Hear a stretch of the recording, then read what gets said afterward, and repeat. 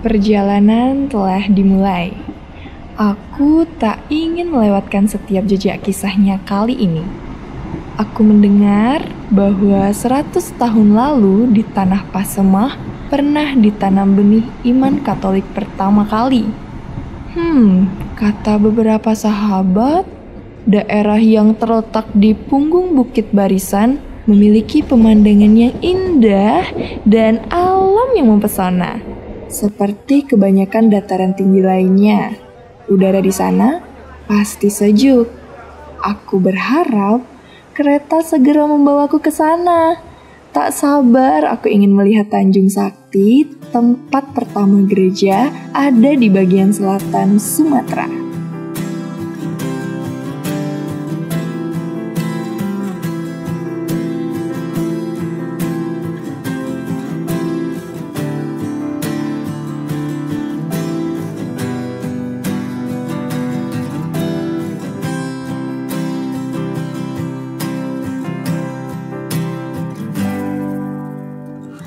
Engkau yang membawa kami, Engkau menguatkan kami, mewartakanmu di tanah misi.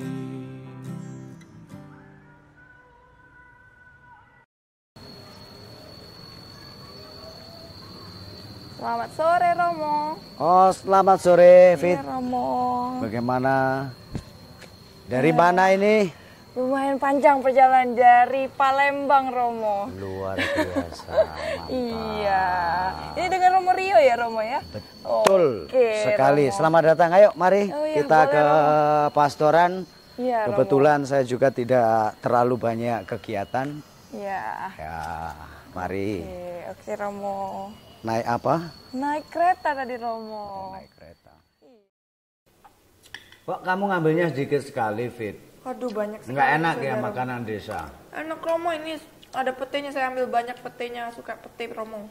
Oh, kamu cantik-cantik suka pete ya. Beginilah, Fit, makanan di desa. Ada tempe, ada sayur-sayuran yang diambil dari kebun sendiri. Romo. Jadi seperti inilah suasana di paroki desa. Kalau di desa itu ya kadang ada yang ngirim, ada ya tidak. Yang jelas makanannya sederhana. Nah, nikmati, makan yang banyak supaya besok pagi kita bisa alan-alan atau jalan-jalan. Alan-alan, jalan-jalan. Oke Romo, ditunggu ya di besok. sini tuh luar biasa, alamnya bagus, tempat wisatanya banyak. Lalu kalau kita mau cari tempat udara yang dingin, kita ke Gunung Teh di Dempo. Wih, oke Romo, Maka ditunggu. makan yang banyak, nanti habis ini habis ambil lagi. Jangan dibilang ini makanan sederhana, tetapi ini makanan luar biasa. Karena inilah makanan yang setiap hari kami makan, saya dan Bruder. Bruder kebetulan tidak ada. Begitu. Oke Romo, jadi ditunggu. Silakan, besok ya, selamat Romo. menikmati. Romo. Kamu tidak suka tahu ya? Ini ambil tahu pedes Romo.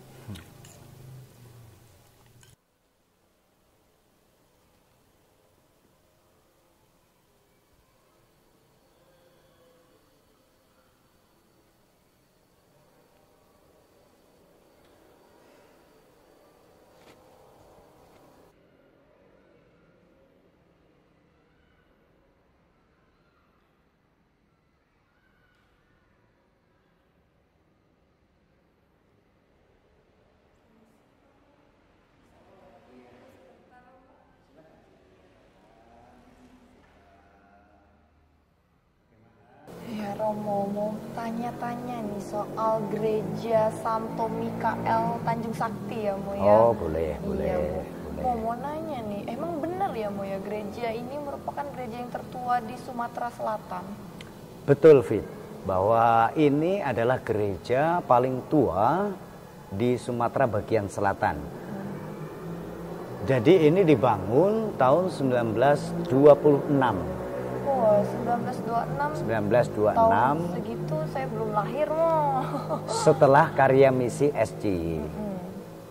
Tapi gereja ini dirintis itu sudah sejak sebelum tahun 1926, yaitu tahun 1888 oleh para Romo Yesuit. Sampai tahun 1911 estafet itu dilanjutkan oleh Romo OFM Kapusin. Sampai tahun 1923 dilanjutkan estafet itu kepada Romo SCY. Jadi seperti ini Fit, gereja Sumatera bagian selatan ini kaya. Kayanya seperti apa? Bahwa pondasi biji gandum atau benih iman yang ditaburkan di wilayah Besemah dan Sumatera bagian selatan ini didasarkan pada pondasi iman yang kokoh, yaitu tiga ordo, satu kongregasi, dan juga diiringi oleh para suster. Tiga ordo itu siapa saja? Pertama, menanamkan pengetahuan dan juga sikap ketaatan sebagai murid Kristus oleh Yesuit. Sejak tahun 1888 oleh Romo van Moers. Lalu itu saja tidak cukup. Tahun 1911 Romo van Hof OFM Kapusin datang meneruskan estafet. Berarti di situ kesaksian kesederhanaan diberikan kepada umat di tempat ini. Lalu sejak tahun 1924 estafet itu dilanjutkan kepada SCY. SCY berarti di situ ada kasih, ada belas kasih, dan lihatlah pondasi pengetahuan iman sudah, teladan kesederhanaan sudah. Lalu sekarang adalah bagaimana kasih hati yang sungguh-sungguh menyentuh ternyata membuahkan hasil. Dari tempat inilah lahir dua keuskupan. Keuskupan Agung Palembang, Keuskupan Tanjung Karang. Meskipun juga ada Keuskupan Pangkal Pinang, tetapi tidak terlalu begitu mendalam. Maka berarti di sini gereja ini sungguh luar biasa. Belum lagi para suster. Pertama suster belas kasih, lalu suster-suster hati kudus, HK, lalu dilanjutkan suster-suster Carolus Borromeus yaitu CB, lalu suster-suster FCH. Berarti di sini sungguh luar biasa. Sudah banyak ya suster-suster dan para Romo yang berkarya di sini, dan ternyata di sini diawali oleh para imam Yesuit ya Romo. Iya. Jadi mereka itu datang dari Tapak Padri. Sudah pernah ke Bengkulu? Sudah Romo. Nah, itu adalah pelabuhan paling tua, Tapak Padri. Tapak Padri. Lalu bertumbuh ke tempat ini tahun 1923 Vikariat Batavia membentuk Vikariat Bengkulu. Baru SCY masuk. Dari Tapak Padri bertumbuhlah ke Talang Semut, lalu juga di Pringsewu, dan tumbuhlah gereja yang luar biasa sampai sekarang. Oke, banyak sekali ya. Begitu. Secara singkatnya, Iya, Romo. mungkin secara mendalamnya bisa belajar sejarah. Romo sendiri juga belum paham tentang sejarah ini secara 100%. Begitu. Iya, tertarik banget ini mau belajar sejarah nih dari. Nah, kalau mau melihat sejarah itu mungkin baik kalau kita berkunjung ke Taman Misi. Oh, ada ya Romo ya? Taman Misi. Taman Misi itu adalah makam. Oh, bukan taman. Taman. Oh iya, Ya. saya kira taman, Romo. Taman Misi itu adalah makam-makam para pendahulu yang dimakamkan di sana. Beberapa tokoh yang luar biasa Oke. untuk pertumbuhan gereja di tempat ini. Aduh, nggak sabar mau ke makam mau. Mari Oh, kita boleh. ke makam Baik. sambil juga mungkin mengamat-amati gereja di tempat ini. Kalau Vita melihat ini lantai yang sejak tahun 1926 ini. Oh, lantainya ya. Lalu Romo, juga ya. bentuk-bentuk itu kan sebelum Vatikan kedua yang tempat namanya Ambo. Ambo. Itu namanya Ambo. Lalu altarnya itu kan juga di sebelah sana itu altar. Oh iya. Altar yang sebelum Konsili Vatikan kedua. Lalu bangunan-bangunan ini belum ada perubahan sama sekali. Cuman lantai ini saja. Tapi lantai itu yang tetap Iya, asli. masih ini ya, Mo ya, masih asli Begitu. ya, Romo ya. Ya. Ayo Iya. kita ke Boleh, Taman Romo. Misi, Fit. Iya, Romo. Di sini juga sepertinya dari dulu ya, Romo. Kalau ini yang lama. Iya. Jadi dulu itu ada misa di sini, ada misa di sana, ada misa di sana. Oke, Romo.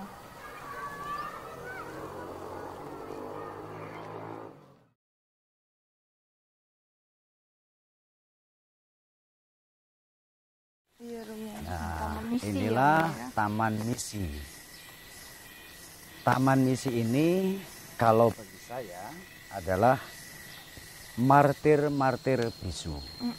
Martir bisu itu yang saya maksudkan adalah mereka ini tetap setia kepada Kristus sampai akhir hidup mereka. Iya, Romo. Nah, kalau tadi Vita bertanya siapa-siapa saja yang sampai di sini dalam arti di Tanjung Sakti ini.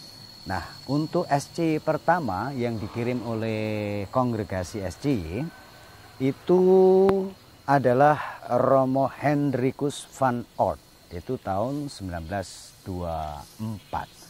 Lalu juga Romo Stekelenburg dan juga Buder Felix. Tapi yang luar biasa adalah Romo van Oort. Ya boleh dikatakan cukup lama mulai berkarya di sini. Nah, berkaitan dengan Taman Misi, ini bukan hanya Romo yang dimakamkan di sini, tetapi juga awam yang tetap setia.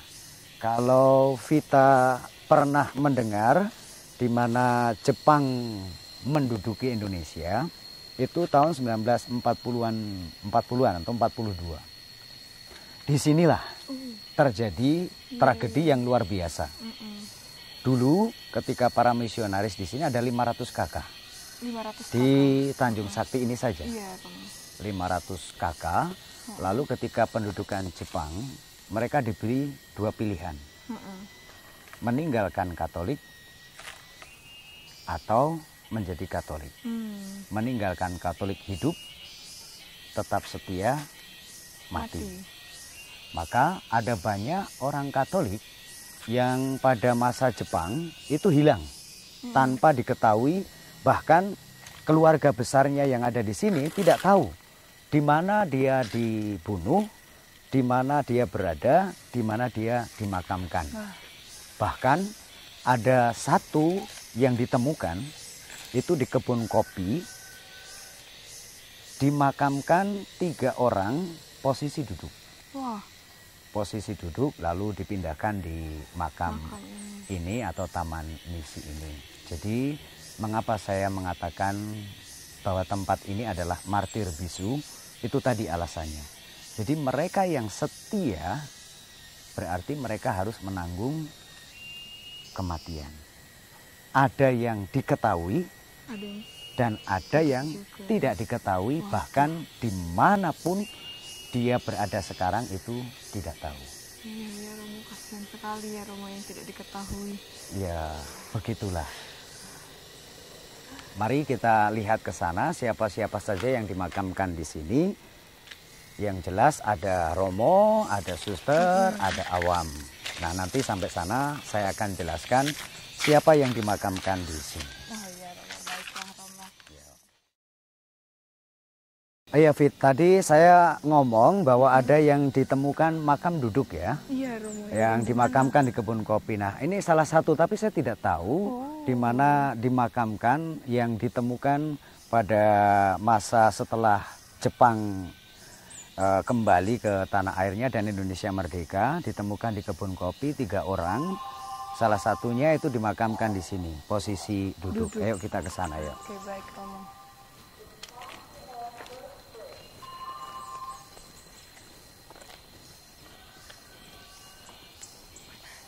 Ini makam Romo dan juga Suster yang cukup berpengaruh di tempat ini.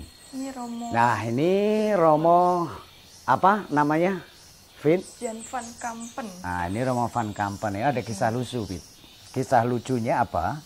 Jadi ketika dia diutus misi ke tempat ini, dia itu kan takut bahwa ini adalah tempat yang pelosok sekali, tidak ada dokter gigi. Ketakutan dia adalah nanti kalau sakit gigi bagaimana? Maka sebelum berangkat ke sini semua giginya itu dicopot diganti gigi palsu. Oh. Inilah Romo van Kampen. Dia berada di sini ketika diutus satu yang dia katakan. Sekali saya berada di tempat ini sampai mati saya berada di tempat ini. Oh. Maka dia tidak pernah pindah. Iya, iya. Jadi selama 30-an tahun berada di tempat ini. Ini Romo van Kampen. Jadi ini luar biasa.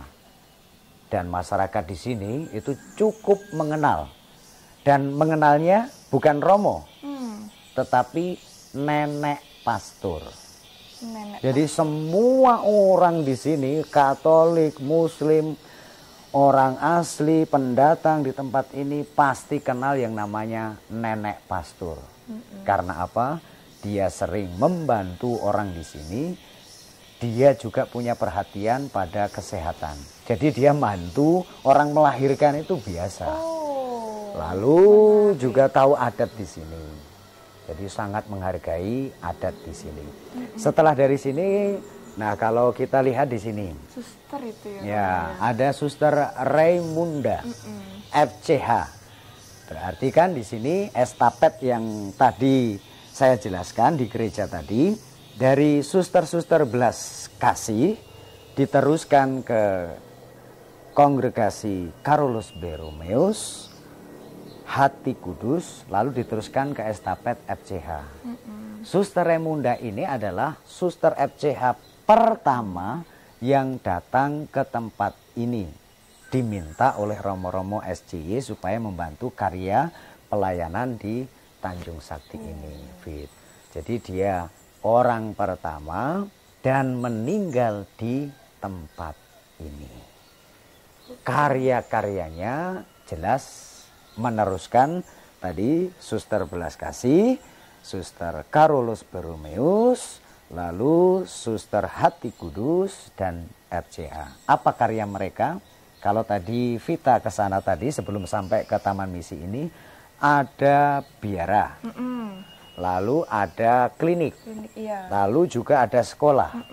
Nah, suster-suster inilah yang membantu para Romo untuk karya pastoral yang tidak bisa ditangani oleh Romo. Seperti kesehatan, seperti pendidikan, lalu seperti sosial kemasyarakatan, begitu. Oh iya, iya. Jadi tahu ya, di sini ada siapa aja yang sudah dimakamkan, Romo van Kampen bersama Suster Raimunda. Nah, kalau Vita lihat itu kan tanggal 13 Maret 1935 dia meninggal. Sementara dia datang ke tempat ini itu tahun 1933. Oh. Jadi tidak lama. Tidak lama ya. Tidak lama dia berkarya di sini lalu meninggal. Kalau Paulus mengatakan, aku telah mengakhiri pertandingan ini sampai garis finish. Jadi sekali diutus sampai garis finish memberikan hidupnya untuk gereja. Jadi mereka-mereka ini adalah saksi bisu pertumbuhan gereja ini. Maka saya sebut tadi martir bisu. Jadi saksi yang nyata.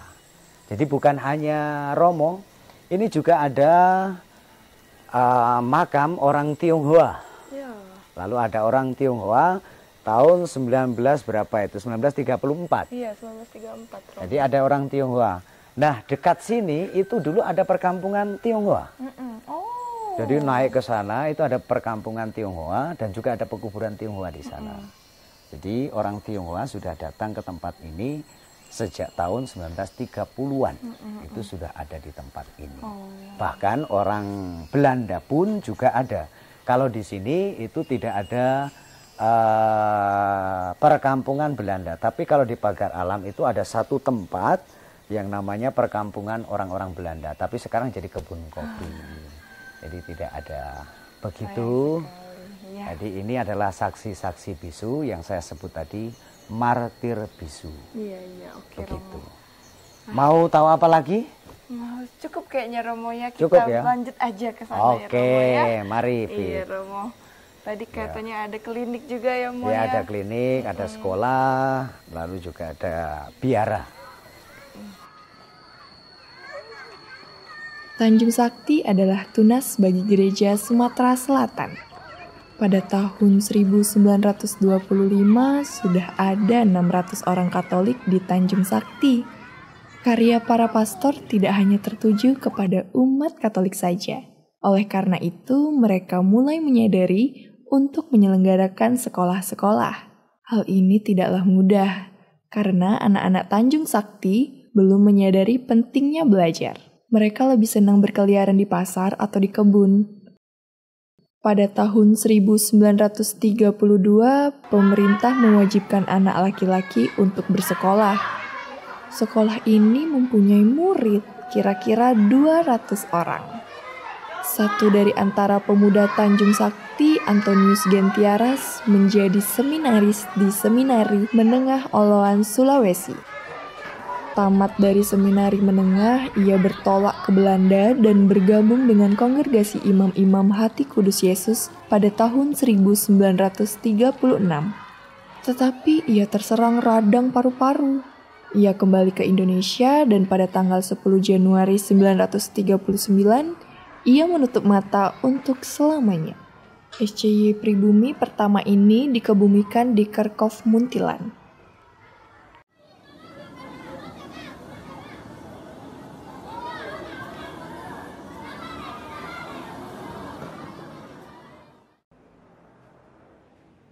Para biarawan SCY yang melayani Tanjung Sakti datang silih berganti, mulai dari Romo J. van der Sangen SCY, Romo Konderman SCY, Romo H. Hermeling SCY, Bruder Skutel SCY, Bruder Geralkus SCY, Romo G. Kovacs SCY, sampai Romo Jan van Kampen SCY.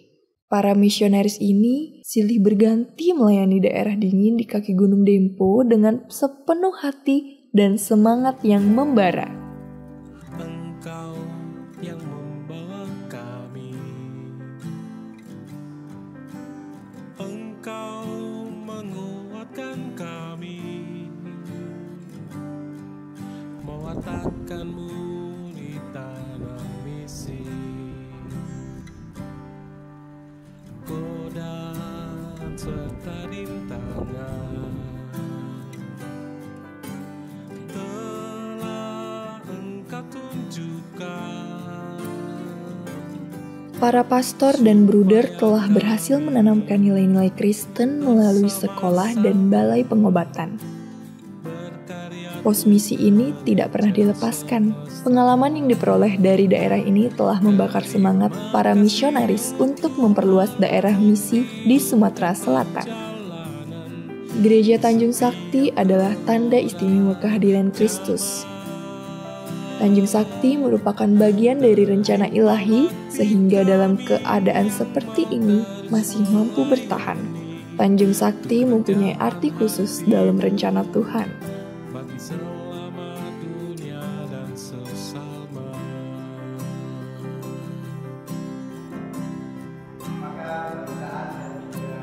Hati Kudus Yesus, jadikanlah hati kami seperti hati-Mu.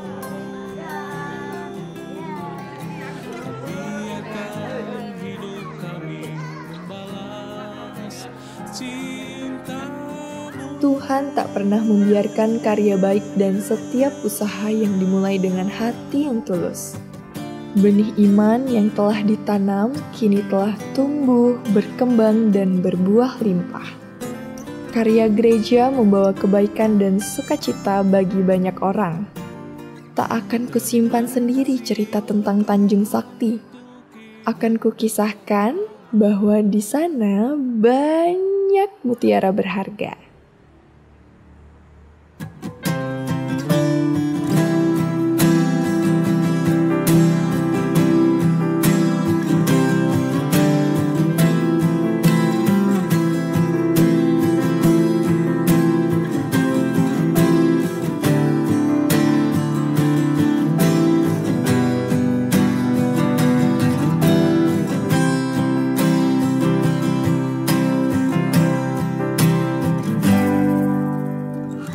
Engkau yang membawa kami, Engkau menguatkan kami, mewartakanmu di tanah misi. Godaan serta rintangan